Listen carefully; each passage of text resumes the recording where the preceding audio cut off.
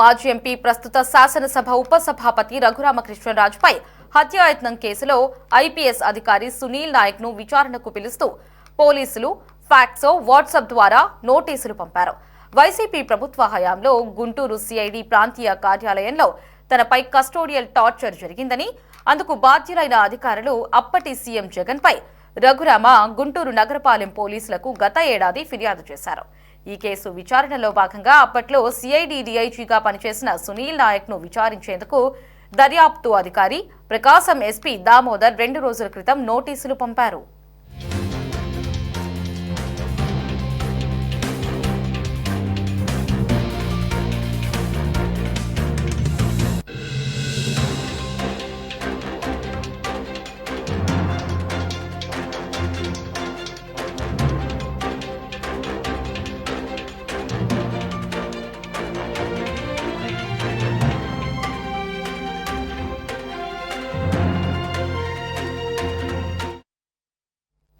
రఘురామను హైదరాబాద్ లో అరెస్టు చేసి గుంటూరు సిఐడి ప్రాంతీయ కార్యాలయానికి తీసుకొచ్చినప్పుడు సునీల్ నాయక్ వచ్చారని దర్యాప్తు అధికారులు ధృవీకరించారు.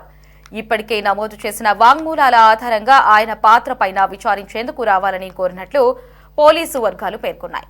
బీహార్ క్యాడర్ కు చెందిన సునీల్ నాయక్ ను వైసీపీ ప్రభుత్వం డిప్యూటేషన్ పై రాష్ట్రానికి తీసుకొచ్చి సిఐడి డీఐజీగా పోస్టింగ్ ఇచ్చింది. కూటమి ప్రభుత్వం అధికారంలోకి రాగానే ఆయన తిరిగి బీహార్ వెళ్లిపోయారు. ప్రస్తుతం అక్కడ అగ్నిమాపక విభాగంలో డీఐజీగా పనిచేస్తున్నారు. ఆయనకు నోటీసులు పంపిన విషయాన్ని ఆ విభాగం ఉన్నతాధికారులకు కూడా సమాచారం ఇచ్చారు.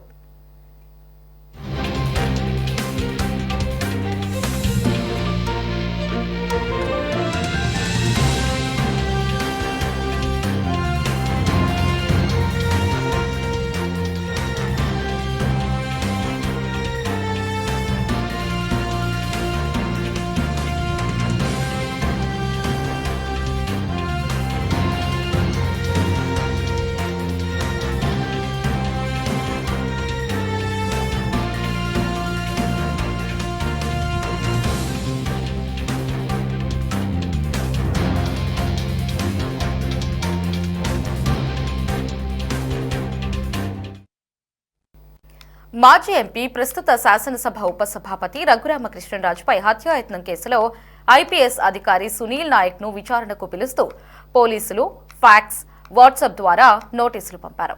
వైసీపీ ప్రభుత్వ హయాంలో గుంటూరు సిఐడి ప్రాంతీయ కార్యాలయంలో తనపై కస్టోడియల్ టార్చర్ జరిగిందని, అందుకు బాధ్యులైన అధికారులు అప్పటి సీఎం జగన్ పై రఘురామ గుంటూరు నగరపాలెం పోలీసులకు గత ఏడాది ఫిర్యాదు చేశారు. ఈ కేసు విచారణలో భాగంగా అప్పట్లో సిఐడి డీఐజీగా పనిచేసిన సునీల్ నాయక్ ను విచారించేందుకు దర్యాప్తు అధికారి ప్రకాశం ఎస్పీ దామోదర్ 2 రోజుల క్రితం నోటీసులు పంపారు.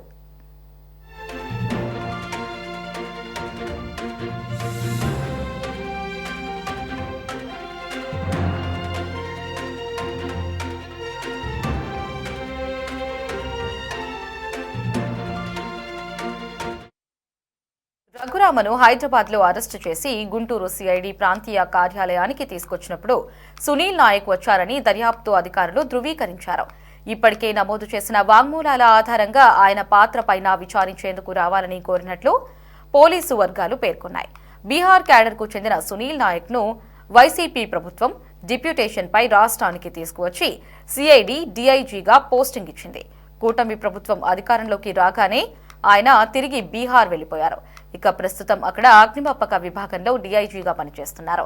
ఆయనకు నోటీసులు పంపిన విషయాన్ని ఆ విభాగం ఉన్నతాధికారులకు కూడా సమాచారం ఇచ్చారు.